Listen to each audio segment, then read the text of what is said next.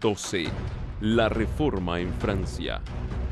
A la protesta de Spira y a la Confesión de Augsburgo, que marcaron el triunfo de la Reforma en Alemania, siguieron años de conflicto y obscuridad.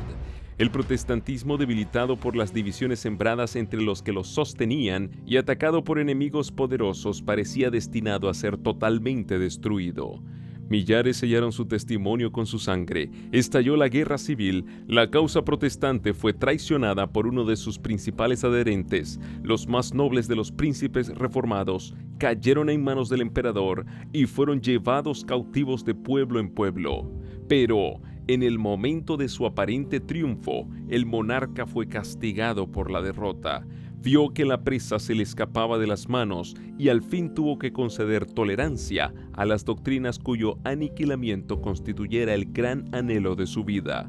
Había comprometido su reino, sus tesoros y hasta su misma vida en la persecución de la herejía, y ahora veía sus tropas diezmadas, agotados sus tesoros, sus muchos reinos amenazados por las revueltas, y entre tanto seguía cundiendo por todas partes la fe que en vano se había esforzado en suprimir. Carlos V estaba combatiendo contra un poder omnipotente. Dios había dicho, haya luz, pero el emperador había procurado impedir que se desvaneciesen las tinieblas. Sus propósitos fallaron y en prematura vejez, sintiéndose agotado por tan larga lucha, abdicó el trono y se encerró en un claustro. En Suiza, lo mismo que en Alemania, vinieron días tenebrosos para la Reforma.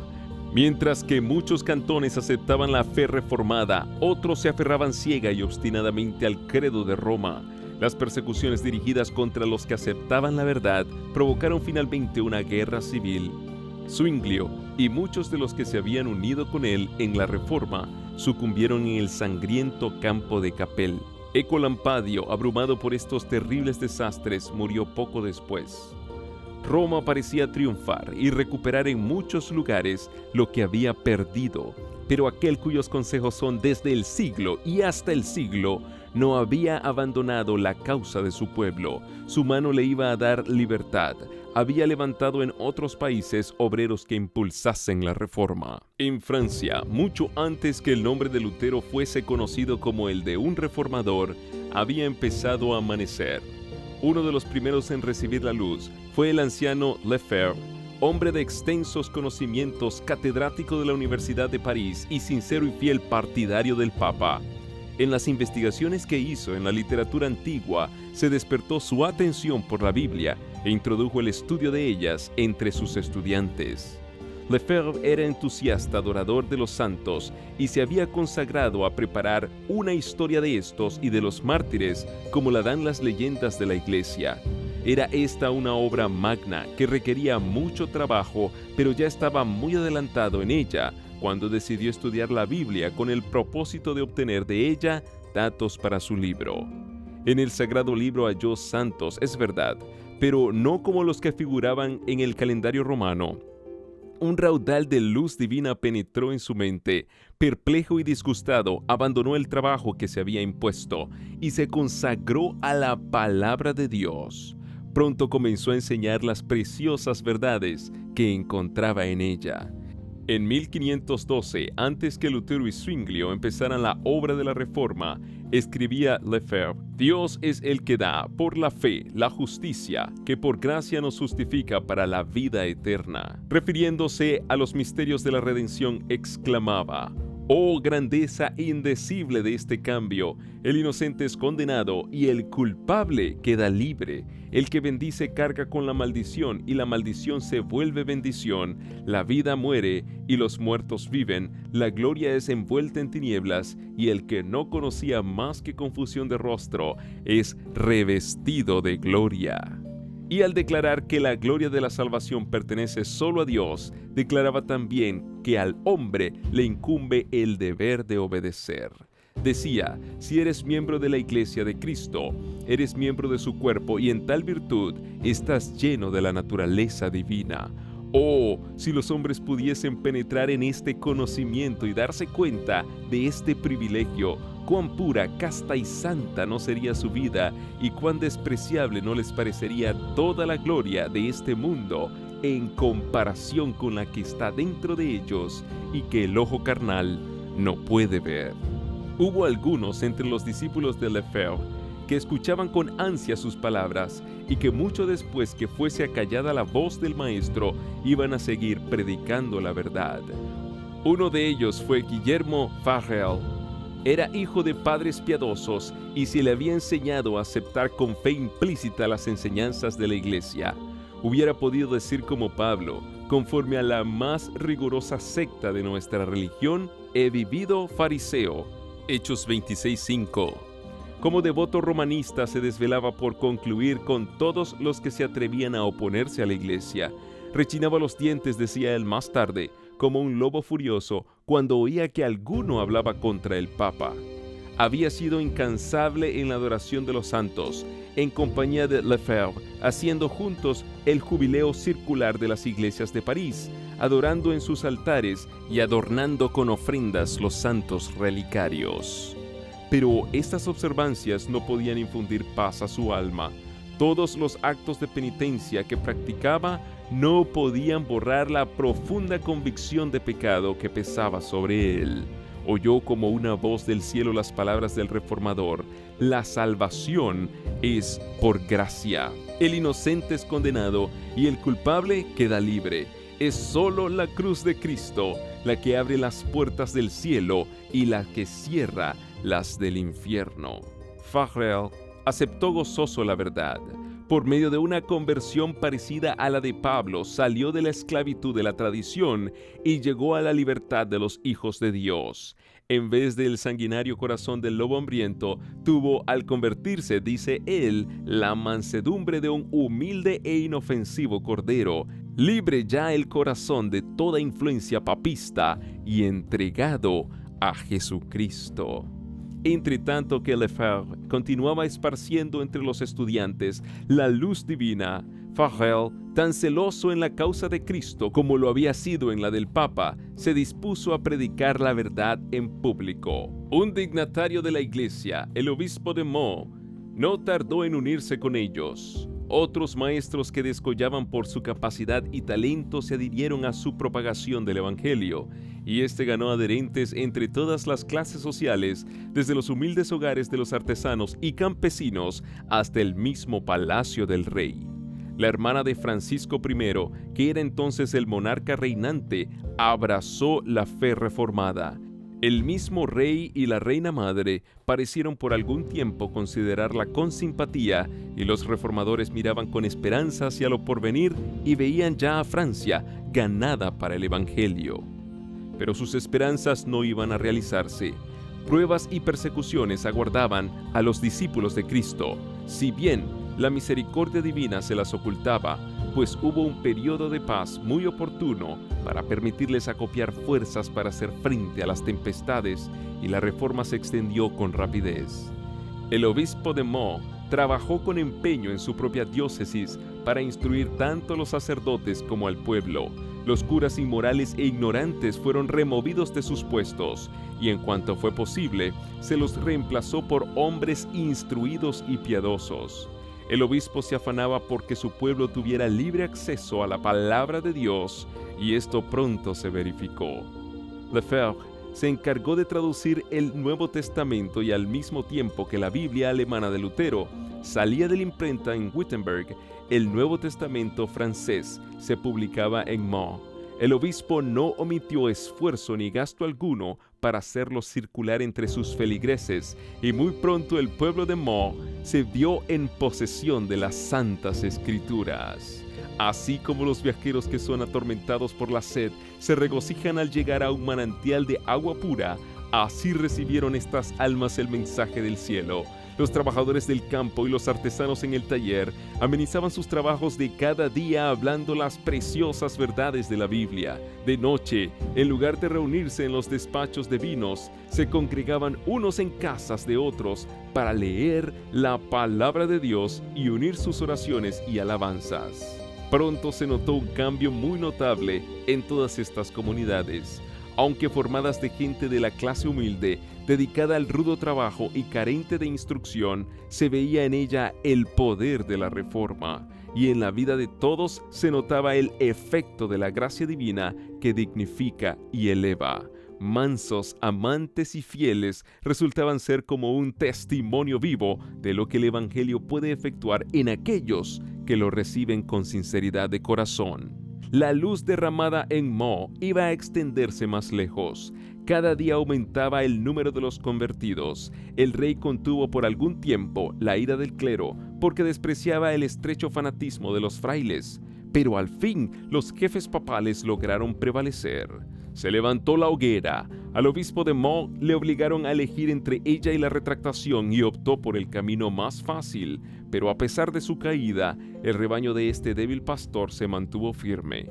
Muchos dieron testimonio de la verdad entre las llamas. Con su valor y fidelidad en la hoguera, estos humildes cristianos hablaron a millares de personas que en días de paz no hubieran oído jamás el testimonio de ellos. No eran solamente los pobres y los humildes los que en medio del padecimiento y del escarnio se atrevían a ser testigos del Señor. En las casas señoriles, en el castillo, en el palacio, había almas regias para quienes la verdad valía más que los tesoros, las categorías sociales y aun que la misma vida. La armadura real encerraba un espíritu más noble y elevado que la mitra y las vestiduras episcopales. Luis de Berquin era de noble alcurnia, cortés y bravo caballero dedicado al estudio de elegantes modales y de intachable moralidad. Era, dice un escritor, fiel partidario de las instituciones del Papa y celoso oyente de misas y sermones, y coronaba todas estas virtudes aborreciendo de todo corazón el luteranismo. Empero como a otros muchos, la providencia le condujo a la Biblia y quedó maravillado de hallar en ella no las doctrinas de Roma, sino las doctrinas de Lutero. Desde entonces se entregó con entera devoción a la causa del Evangelio. Siendo el más instruido entre todos los nobles de Francia, su genio y elocuencia y su valor indómito y su celo heroico, tanto como su privanza en la corte, por ser favorito del rey, lo hicieron considerar por muchos como el que estaba destinado a ser el reformador de su país.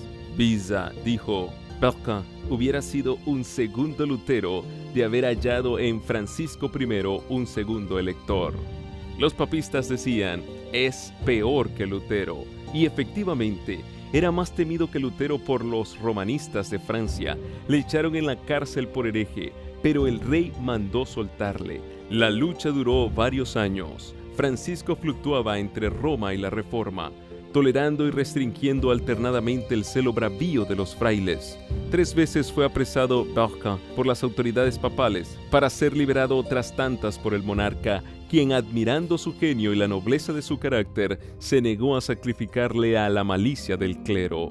Berquin fue avisado repetidas veces del peligro que le amenazaba en Francia, instado para que siguiera el ejemplo de aquellos que habían hallado seguridad en un destierro voluntario. El tímido y contemporizador Erasmo, que con todo el esplendor de su erudición carecía sin embargo de la grandeza moral que mantiene la vida y el honor subordinados a la verdad, escribió a Berquin: solicita que te manden de embajador al extranjero, ve y viaja por Alemania.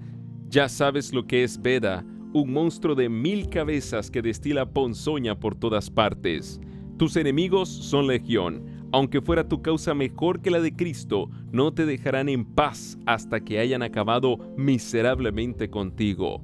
No te fíes mucho de la protección del rey, y sobre todas las cosas te encarezco que no me comprometas con la facultad de teología. Pero cuanto más cuerpo iban tomando los peligros, más se afirmaba el fervor de Berquin. Lejos de adoptar la política y el egoísmo que Erasmo le aconsejara, resolvió emplear medios más enérgicos y eficaces. No quería ya tan solo seguir siendo defensor de la verdad, sino que iba a intentar atacar el error. El cargo de herejía que los romanistas procuraban echarle encima, él iba a devolvérselo. Los más activos y acervos de sus opositores eran los sabios doctores y frailes de la Facultad de Teología de la Universidad de París, una de las más altas autoridades eclesiásticas de la capital y de la nación. De los escritos de estos doctores, entresacó Berquin 12 proposiciones que declaró públicamente contrarias a la Biblia y por lo tanto heréticas, y apeló al rey para que actuara de juez en la controversia. El monarca, no descontento de poner frente a frente el poder y la inteligencia de campeones opuestos y de tener la oportunidad de humillar la soberbia de los altivos frailes, ordenó a los romanistas que defendiesen su causa con la Biblia. Bien sabían estos que semejante arma de poco les serviría. La cárcel, el tormento y la hoguera eran las armas que mejor sabían manejar. Cambiadas estaban las suertes y ellos se veían a punto de caer en la cima a que habían querido echar a Bergen. Puestos así en aprieto, no buscaban más que un modo de escapar. Por aquel tiempo, una imagen de la Virgen que estaba colocada en la esquina de una calle amaneció mutilada. Esto produjo gran agitación en la ciudad. Multitud de gente acudió al lugar dando señales de duelo y de indignación. El mismo rey fue hondamente conmovido. Vieron en esto los monjes una coyuntura favorable para ellos y se apresuraron en aprovecharla. Estos son los frutos de las doctrinas de Bergen, exclamaban. Todo va a ser echado por tierra, la religión, las leyes, el trono mismo, por esta conspiración luterana. Bergen fue aprendido de nuevo. El rey salió de París y los frailes pudieron obrar a su gusto. Enjuiciaron al reformador y le condenaron a muerte, y para que Francisco no pudiese interponer su influencia para librarle, la sentencia se ejecutó el mismo día en que fue pronunciada. Al mediodía fue conducido Bergen al lugar de suplicio. Un inmenso gentío se reunió para presenciar el auto y muchos notaron con turbación y espanto que la víctima había sido escogida de entre las mejores y más valientes familias nobles de Francia. La estupefacción, la indignación, el escarnio y el odio se pintaban en los semblantes de aquella inquieta muchedumbre, pero había un rostro sin sombra alguna, pues los pensamientos del mártir estaban muy lejos de la escena del tumulto y lo único que percibía era la presencia de su Señor. La miserable carreta en que lo llevaban, las miradas de enojo que le echaban sus perseguidores, la muerte espantosa que le esperaba, nada de esto le importaba. El que vive, si bien estuvo muerto, pero ahora vive para siempre y tiene las llaves de la muerte y del infierno, estaba a su lado. El semblante de Bergen estaba radiante de luz y paz del cielo. Vestía lujosa ropa y llevaba capa de terciopelo, justillo de raso y de damasco, calzas de oro. Iba a dar testimonio de su fe en presencia del Rey de Reyes y ante todo el universo, y ninguna señal de duelo empañaba su alegría. Mientras la procesión desfilaba despacio por las calles atestadas de gente, el pueblo notaba maravillado la paz inalterable y el gozo triunfante que se pintaban en el rostro y el continente del mártir. Parece, decían, como si estuviera sentado en el templo meditando en cosas santas. Ya atado a la estaca, quiso Bergen dirigir unas cuantas palabras al pueblo, pero los monjes, temiendo las consecuencias, empezaron a dar gritos y los soldados a entrechocar sus armas y con esto ahogaron la voz del mártir. Así fue como en 1529 la autoridad eclesiástica y literaria más notable de la ciudad de París dio al populacho de 1793 el vil ejemplo de sofocar en el cadalso las sagradas palabras de los moribundos. Bergen fue estrangulado y su cuerpo entregado a las llamas. La noticia de su muerte entristeció a los amigos de la Reforma en todas partes de Francia, pero su ejemplo no quedó sin provecho. También nosotros estamos listos, decían los testigos de la verdad, para recibir la muerte con gozo, poniendo nuestros ojos en la vida venidera. Durante la persecución en Meaux, se prohibió a los predicadores de la Reforma que siguieran en su obra de propaganda, por lo cual fueron a establecerse en otros campos de acción. Lefebvre, al cabo de algún tiempo, se dirigió a Alemania y Farel volvió a su pueblo natal en el este de Francia para esparcir la luz en la tierra de su niñez. Ya se había sabido lo que estaba ocurriendo en Meaux y por consiguiente la verdad que él enseñaba sin temor, encontró adeptos. Muy pronto las autoridades le impusieron silencio y le echaron de la ciudad. ya que no podía trabajar en público, se puso a recorrer los valles y los pueblos enseñando en casas particulares y en apartados campos, hallando abrigo en los bosques y en las cuevas de las peñas de él conocidos desde que los frecuentara en los años de su infancia. Dios le preparaba para mayores pruebas, las penas, la persecución y todas las acechanzas del diablo con las que se me amenaza. No han escaseado, decía él, y hasta han sido mucho más severas de lo que yo con mis propias fuerzas hubiera podido sobrellevar. Pero Dios es mi Padre. Él me ha suministrado y seguirá suministrándome las fuerzas que necesite. Como en los tiempos apostólicos, la persecución había redundado en bien del adelanto del Evangelio. Filipenses 1:12. Expulsados de París y Meaux, los que fueron esparcidos iban por todas partes anunciando la palabra. Hechos 8:4. Y de esta manera, la verdad se abrió paso en muchas de las remotas provincias de Francia. Dios estaba preparando aún más obreros para extender su causa. En una de las escuelas de París, hallábase un joven formal, de ánimo tranquilo, que daba muestras evidentes de poseer una mente poderosa y perspicaz, y que no era menos notable por la pureza de su vida que por su actividad intelectual y su devoción religiosa. Su talento y aplicación hicieron pronto de él un motivo de orgullo para el colegio, y se susurraba entre los estudiantes que Juan Calvino sería un día uno de los más capaces y más ilustres defensores de la Iglesia. Pero un rayo de luz divina penetró aún dentro de los muros del escolasticismo y de la superstición que encerraban a Calvino. Estremecióse al oír las nuevas doctrinas, sin dudar nunca que los herejes merecieran el fuego al que eran entregados, y no obstante, sin saber cómo, tuvo que habérselas con la herejía, y se vio obligado a poner a prueba el poder de la teología romanista para rebatir la doctrina protestante. Hallábase en París un primo hermano de Calvino que se había unido con los reformadores. Ambos parientes se reunían con frecuencia para discutir las cuestiones que perturbaban a la cristiandad. No hay más que dos religiones en el mundo, decía Olivetan el protestante. Una, que los hombres han inventado y según la cual se salva el ser humano por medio de ceremonias y buenas obras. La otra es la que está revelada en la Biblia y que enseña al hombre a no esperar su salvación, sino de la gracia soberana de Dios. No quiero tener nada que ver con ninguna de vuestras nuevas doctrinas, respondía Calvino. ¿Creéis que he vivido en el error todos los días de mi vida? Pero habíanse despertado en su mente pensamientos que ya no podía desterrar de ella. A solas en su aposento meditaba en las palabras de su primo. El sentimiento del pecado se había apoderado de su corazón. Se veía sin intercesor en presencia de un juez santo y justo. La mediación de los santos, las buenas obras, las ceremonias de la iglesia, todo ello le parecían ineficaz para expiar el pecado. Ya no veía ante sí mismo sino la lobreguez de una eterna desesperación. En vano se esforzaban los doctores de la iglesia por aliviarle de su pena. En vano recurría a la confesión y a la penitencia. Estas cosas no pueden reconciliar al alma con Dios. Aún estaba Calvino empeñado en tan infructuosas luchas cuando un día, en que por casualidad pasaba por una plaza pública, presenció la muerte de un hereje en la hoguera.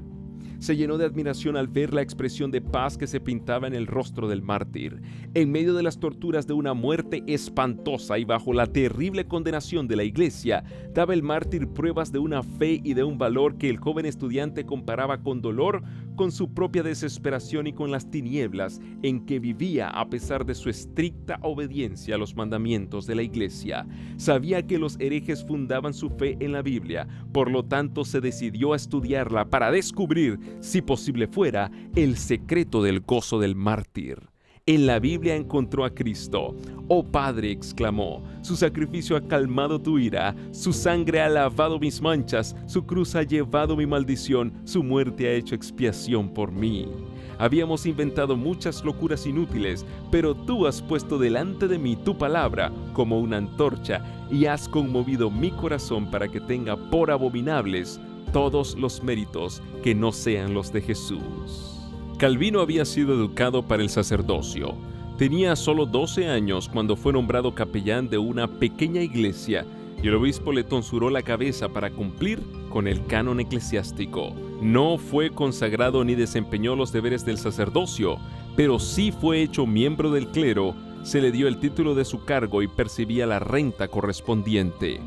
Viendo entonces que ya no podría jamás llegar a ser sacerdote, se dedicó por un tiempo a la jurisprudencia y por último abandonó este estudio para consagrarse al Evangelio. Pero no podía resolverse a dedicarse a la enseñanza. Era tímido por naturaleza, le abrumaba el peso de la responsabilidad del cargo y deseaba seguir dedicándose aún al estudio.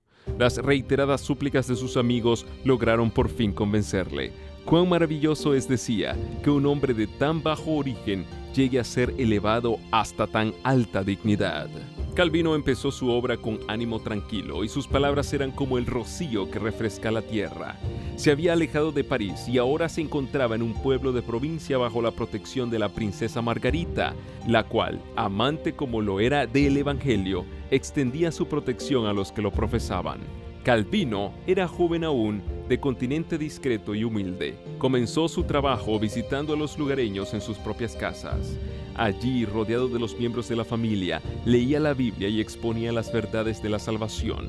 Los que oían el mensaje llevaban las buenas nuevas a otros, y pronto el maestro fue más allá, a otros lugares, predicando en los pueblos y villorrios. Se le abrían las puertas de los castillos y de las chozas, y con su obra colocaba los cimientos de iglesias de donde iban a salir más tarde los valientes testigos de la verdad.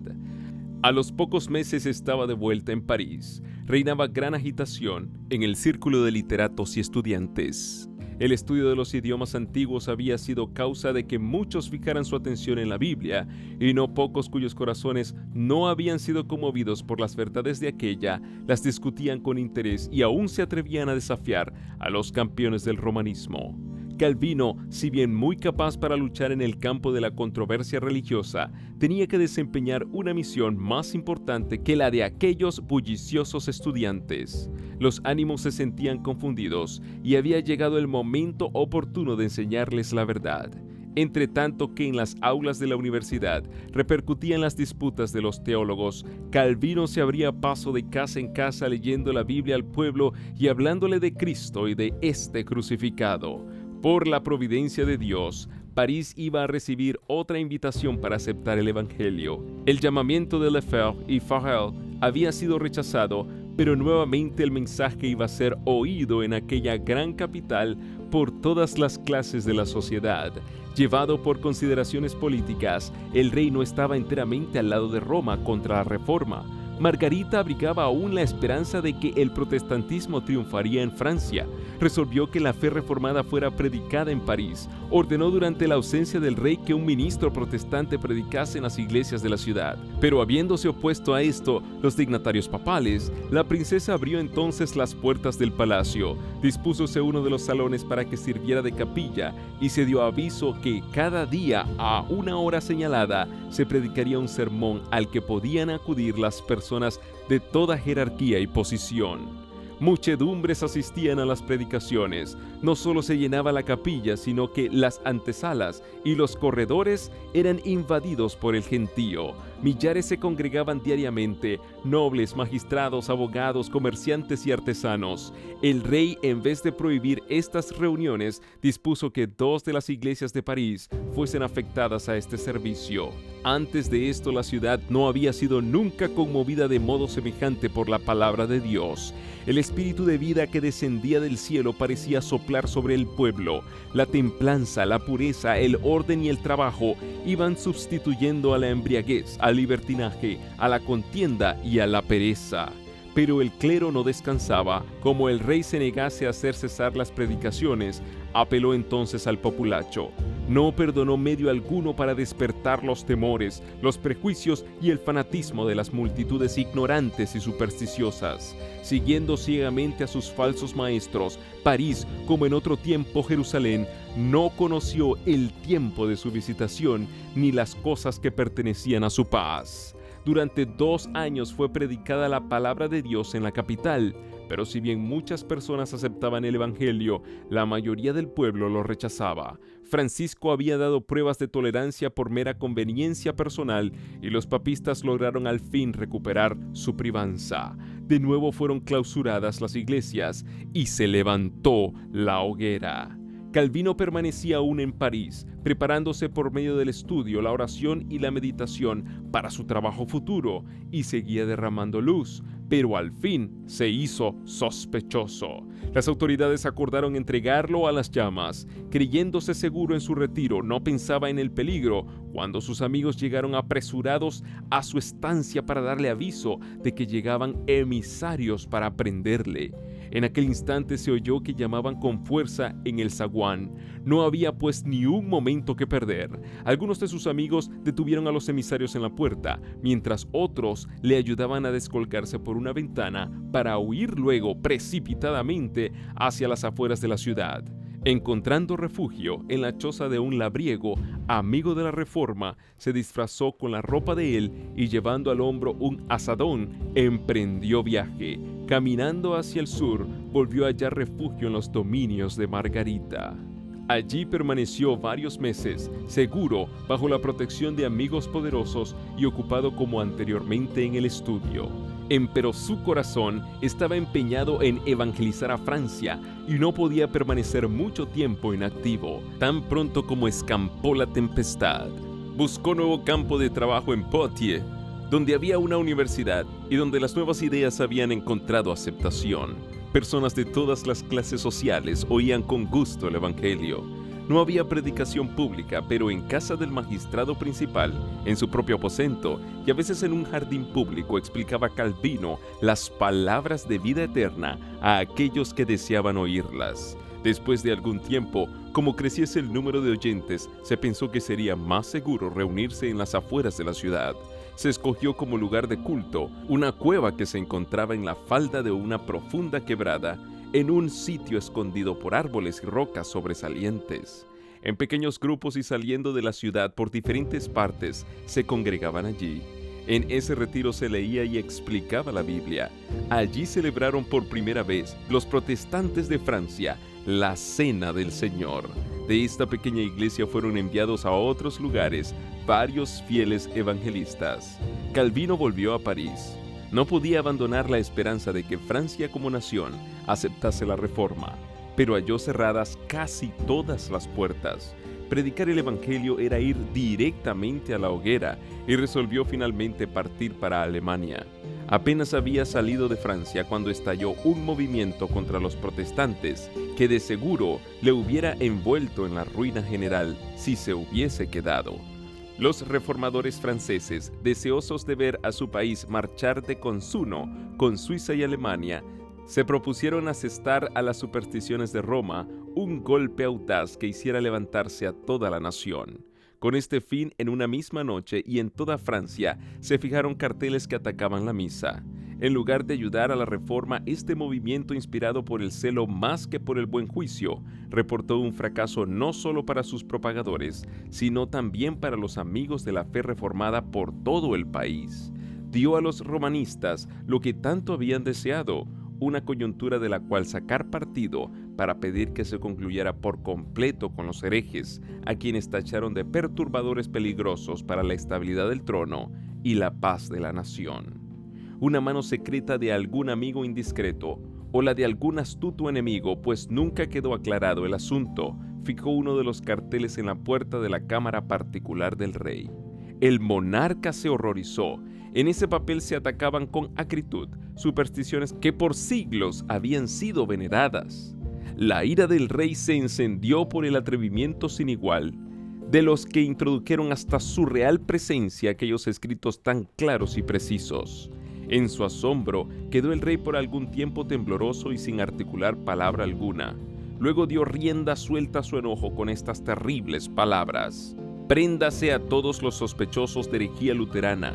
Quiero exterminarlos a todos». La suerte estaba echada. El rey resolvió pasarse por completo al lado de Roma. Se tomaron medidas para arrestar a todos los luteranos que se hallasen en París. Un pobre artesano adherente a la fe reformada, que tenía por costumbre convocar a los creyentes para que se reuniesen en sus asambleas secretas, fue apresado e intimidado con la amenaza de llevarlo inmediatamente a la hoguera. Se le ordenó que condujese a los emisarios papales a la casa de todo protestante que hubiera en la ciudad. Se estremeció de horror al oír la vil proposición que se le hacía, pero al fin, vencido por el temor de las llamas, consintió en convertirse en traidor de sus hermanos. Precedido por la hostia y rodeado de una compañía de sacerdotes, monaguillos, frailes y soldados, Morín, el policía secreto del rey, junto con el traidor, recorrían despacio y sigilosamente las calles de la ciudad. Era aquello una ostensible demostración en honor del Santo Sacramento, en desagravio por el insulto que los protestantes lanzaran contra la misa. Aquel espectáculo, sin embargo, no servía más que para disfrazar los aviesos fines. Al pasar frente a la casa de un luterano, el traidor hacía una señal, pero no pronunciaba palabra alguna. La procesión se detenía, entraban en la casa, sacaban a la familia y la encadenaban, y la terrible compañía seguía adelante en busca de nuevas víctimas. No perdonaron casa, grande ni chica, ni los departamentos de la Universidad de París. Morín hizo temblar la ciudad. Era el reinado del terror. Las víctimas sucumbían en medio de terribles tormentos, pues se había ordenado a los verdugos que las quemasen a fuego lento para que se prolongara su agonía. Pero morían como vencedores. No menguaba su fe, ni desmayaba su confianza. Los perseguidores, viendo que no podían conmover la firmeza de aquellos fieles, se sentían derrotados. Se erigieron cadalsos en todos los barrios de la ciudad de París y se quemaban herejes todos los días con el fin de sembrar el terror entre los partidarios de las doctrinas heréticas, multiplicando las ejecuciones. Sin embargo, al fin la ventaja fue para el Evangelio. Todo París pudo ver qué clase de hombres eran los que abrigaban en su corazón las nuevas enseñanzas.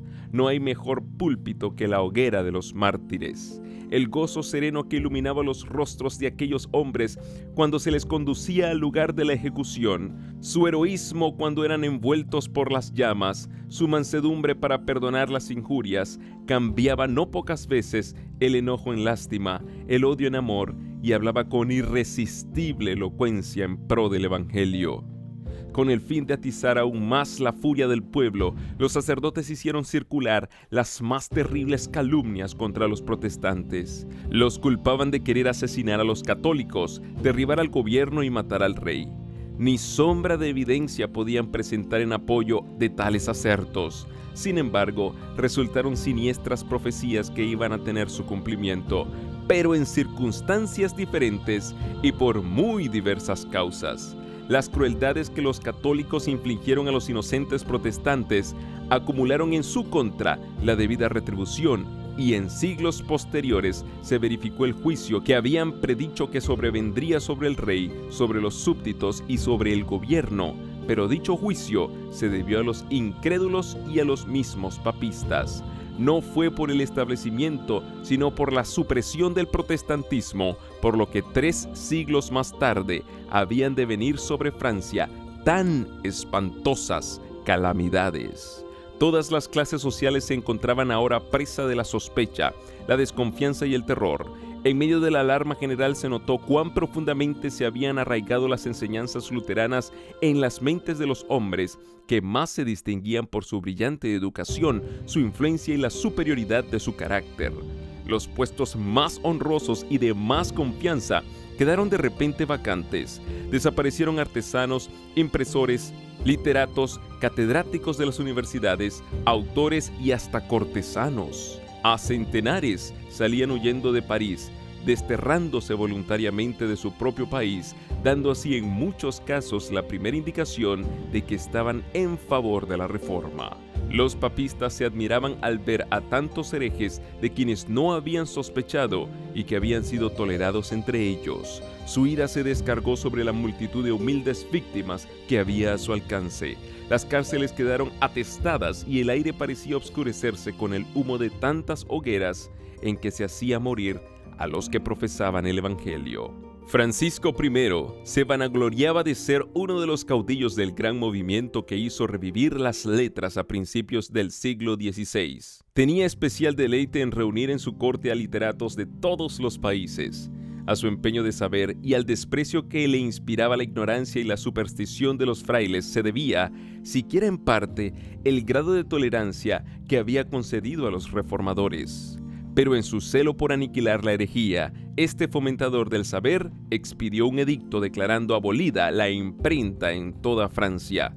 Francisco I ofrece uno de los muchos ejemplos conocidos de cómo la cultura intelectual no es una salvaguardia contra la persecución y la intolerancia religiosa. Francia, por medio de una ceremonia pública y solemne, iba a comprometerse formalmente en la destrucción del protestantismo. Los sacerdotes exigían que el insulto lanzado al cielo en la condenación de la misa fuese expiado con sangre y que el rey, en nombre del pueblo, sancionara la espantosa tarea. Se señaló el 21 de enero de 1535 para efectuar la terrible ceremonia. Se atizaron el odio hipócrita y los temores supersticiosos de toda la nación. París estaba repleto de visitantes que habían acudido de los alrededores y que invadían sus calles. Tenía que empezar el día con el desfile de una larga e imponente procesión. Las casas por delante de las cuales debía pasar estaban enlutadas y se habían levantado altares de trecho en trecho. Frente a todas las puertas había una luz encendida en honor del Santo Sacramento. Desde el amanecer se formó la procesión en palacio. Iban delante las cruces y los pendones de las parroquias y después seguían los particulares de dos en dos y llevando teas encendidas. A continuación seguían las 4 órdenes de frailes, luciendo cada una sus vestiduras particulares. A estas seguía una gran colección de famosas reliquias. Iban tras ella, en sus carrozas, los altos dignatarios eclesiásticos ostentando sus vestiduras moradas y de escarlata, adornadas con pedrerías, formando todo aquello un conjunto espléndido y deslumbrador. La hostia era llevada por el obispo de París bajo el vistoso dosel, sostenido por 4 príncipes de los de más alta jerarquía. Tras ellos iba el monarca. Francisco I iba en esa ocasión despojado de su corona y de su manto real, con la cabeza descubierta y la vista hacia el suelo, llevando en su mano un cirio encendido. El rey de Francia se presentó en público como penitente.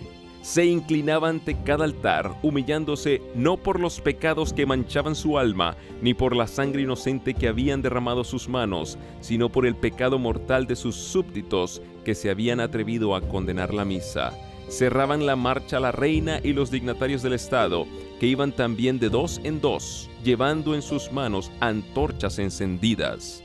Como parte del programa de aquel día, el monarca mismo dirigió un discurso a los dignatarios del reino en la vasta sala del Palacio Episcopal. Se presentó ante ellos con aspecto triste y con conmovedora elocuencia lamentó el crimen, la blasfemia y el día de luto y de desgracia que habían sobrevenido a toda la nación.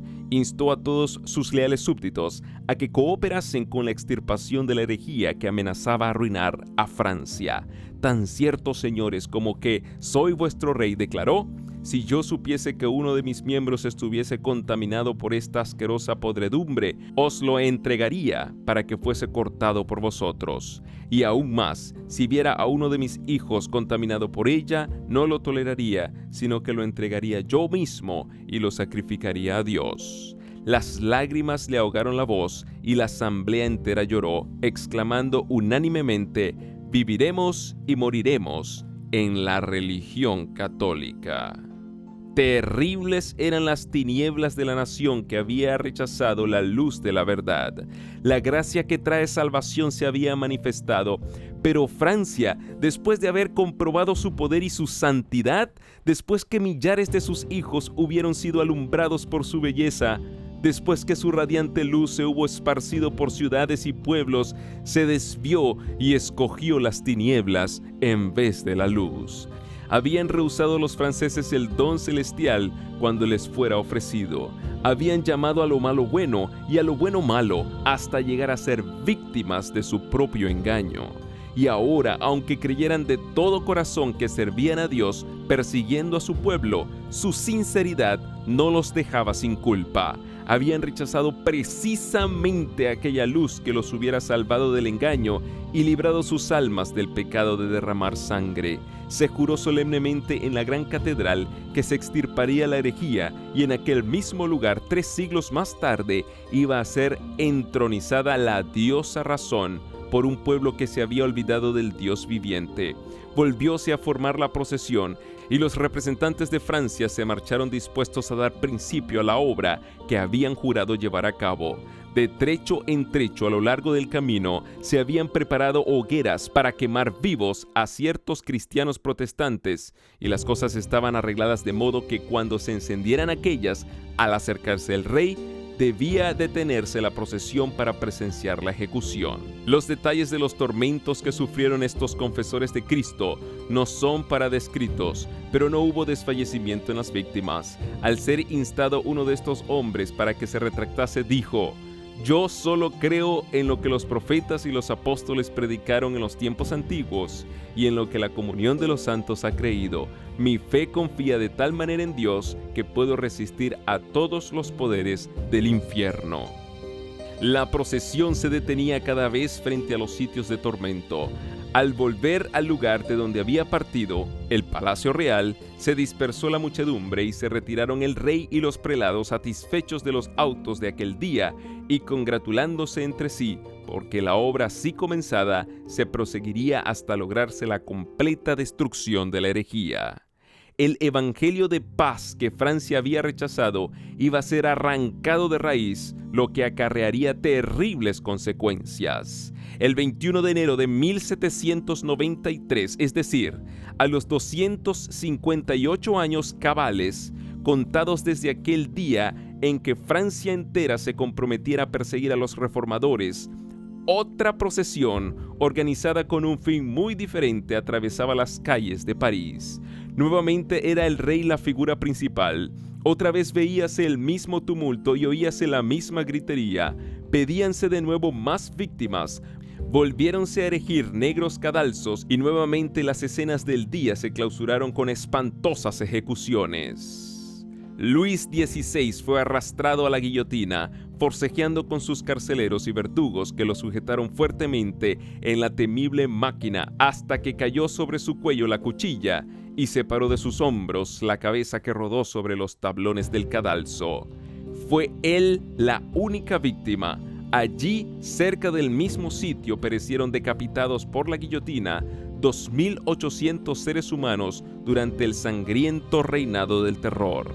La Reforma había presentado al mundo una Biblia abierta, había desatado los sellos de los preceptos de Dios e invitado al pueblo a cumplir sus mandatos.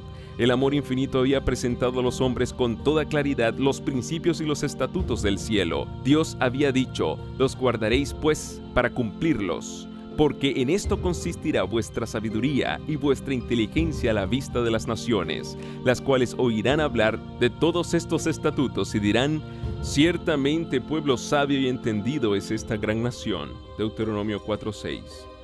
Francia misma, al rechazar el don celestial, sembró la semilla de la anarquía y de la ruina, y la acción consecutiva e inevitable de la causa y del efecto resultó en la revolución y el reinado del terror.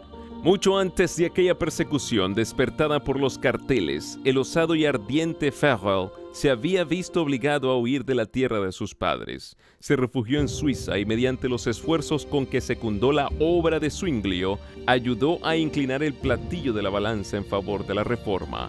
Iba a pasar en Suiza sus últimos años, pero no obstante siguió ejerciendo poderosa influencia en la Reforma en Francia.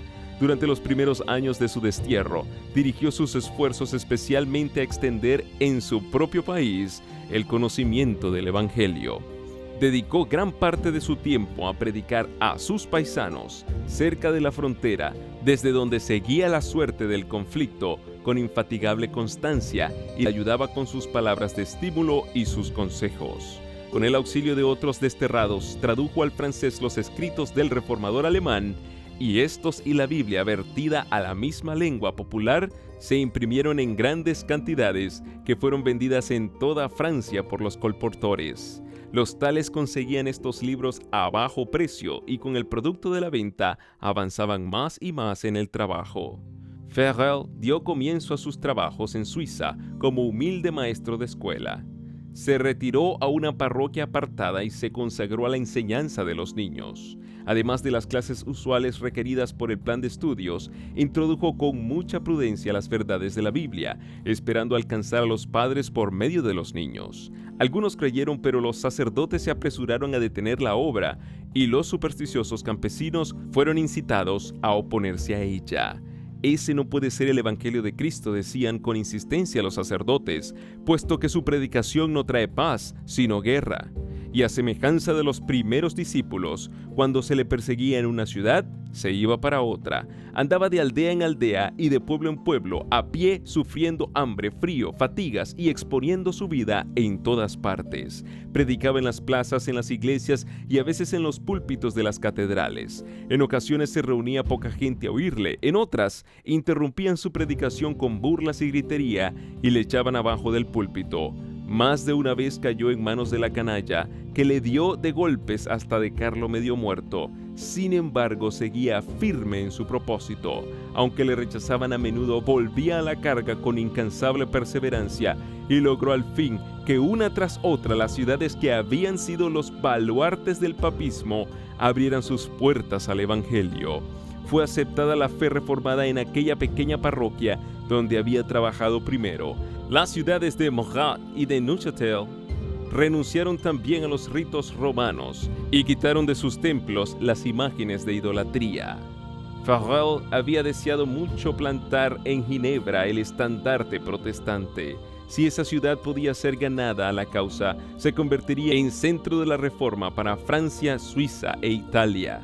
Para conseguirlo, prosiguió su obra hasta que los pueblos y las aldeas de alrededor quedaron conquistados por el Evangelio. Luego entró en Ginebra con un solo compañero, pero no le permitieron que predicara sino 2 sermones.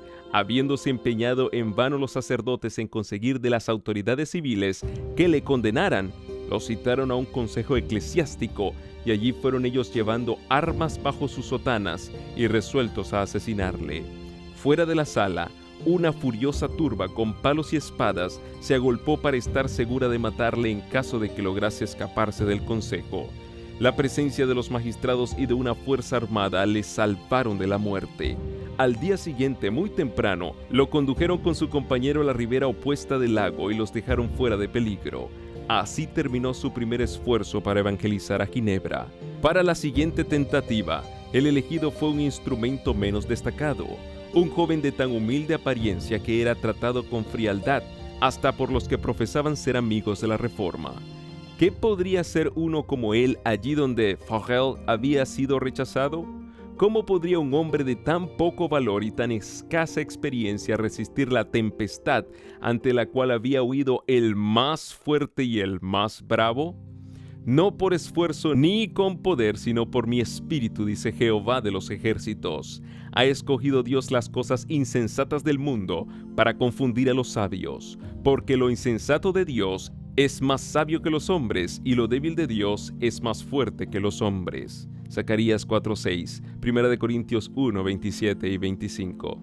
Fromento principió su obra como maestro de escuela. Las verdades que inculcaba a los niños en la escuela, ellos las repetían en sus hogares. No tardaron los padres en acudir a escuchar la explicación de la Biblia hasta que la sala de la escuela se llenó de atentos oyentes. Se distribuyeron gratis folletos y nuevos testamentos que alcanzaron a muchos que no se atrevían a venir públicamente a oír las nuevas doctrinas.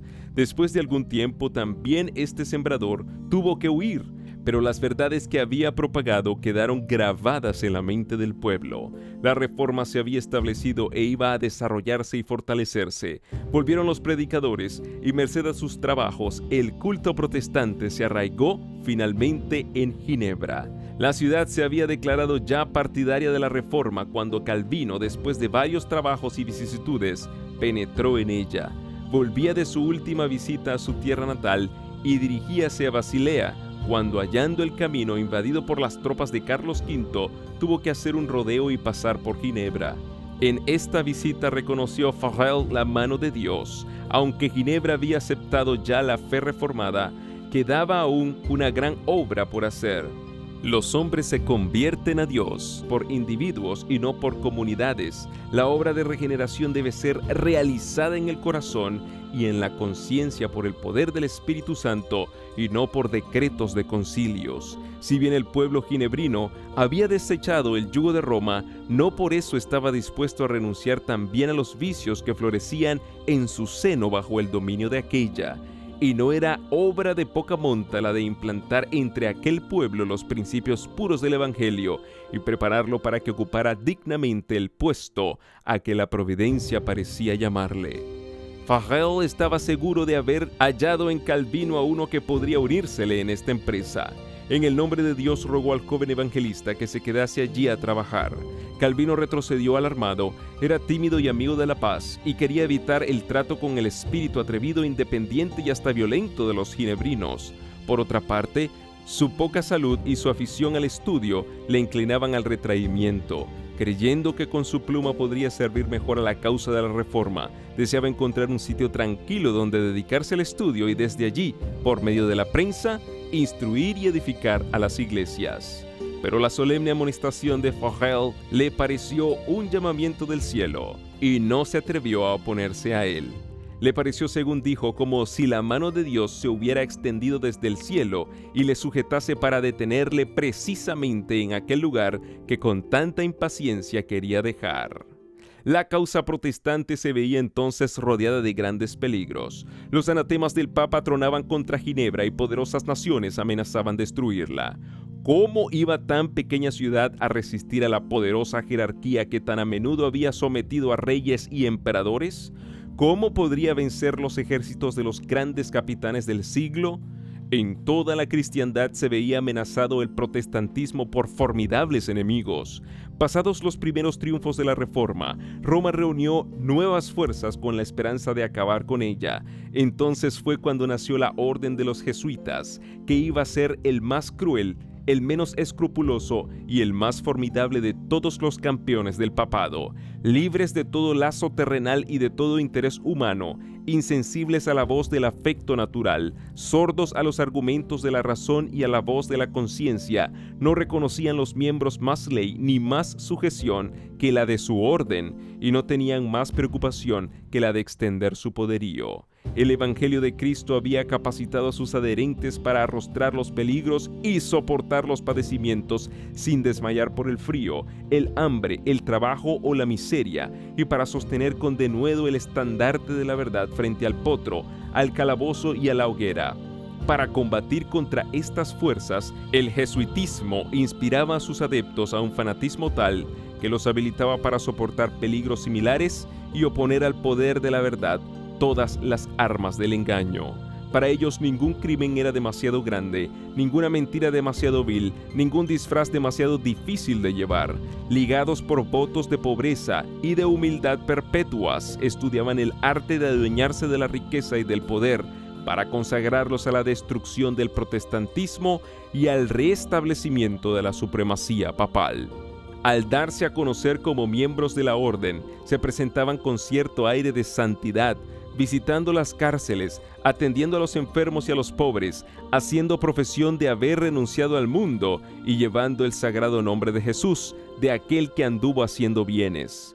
Pero bajo esta fingida mansedumbre ocultaban a menudo propósitos criminales y mortíferos. Era un principio fundamental de la orden, que el fin justifica los medios. Según dicho principio, la mentira, el robo, el perjurio y el asesinato no solo eran perdonables, sino dignos de ser recomendados siempre que sirvieran los intereses de la Iglesia. Con muy diversos disfraces se introducían los jesuitas en los puestos del Estado, elevándose hasta la categoría de consejeros de los reyes y dirigiendo la política de las naciones. Se hacían criados para convertirse en espías de sus señores, establecían colegios para los hijos de príncipes y nobles y escuelas para los del pueblo, y los hijos de padres protestantes eran inducidos a observar los ritos romanistas.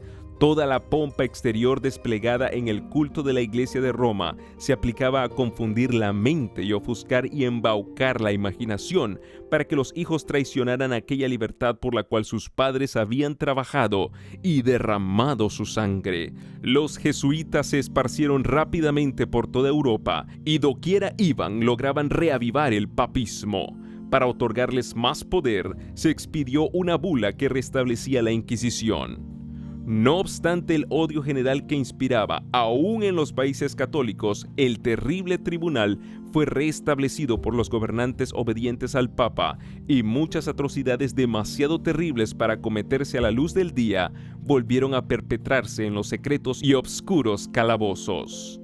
En muchos países, miles y miles de representantes de la flor y nata de la nación, de los más puros y nobles, de los más inteligentes y cultos, de los pastores más piadosos y abnegados, de los ciudadanos más patriotas e industriosos, de los más brillantes literatos, de los artistas de más talento y de los artesanos más expertos fueron asesinados o se vieron obligados a huir a otras tierras. Estos eran los medios de que se valía Roma para apagar la luz de la Reforma, para privar de la Biblia a los hombres y restaurar la ignorancia y la superstición de la Edad Media. Empero debido a la bendición de Dios y al esfuerzo de aquellos nobles hombres que él había suscitado para suceder a Lutero, el protestantismo no fue vencido. Esto no se debió al favor ni a las armas de los príncipes. Los países más pequeños, las naciones más humildes e insignificantes, fueron sus baluartes. La pequeña Ginebra a la que rodeaban poderosos enemigos que tramaban su destrucción. Holanda en sus bancos de arena del Mar del Norte que luchaba contra la tiranía de España, el más grande y el más opulento de los reinos de aquel tiempo. La glacial y estéril Suecia. Esas fueron las que ganaron victorias para la Reforma.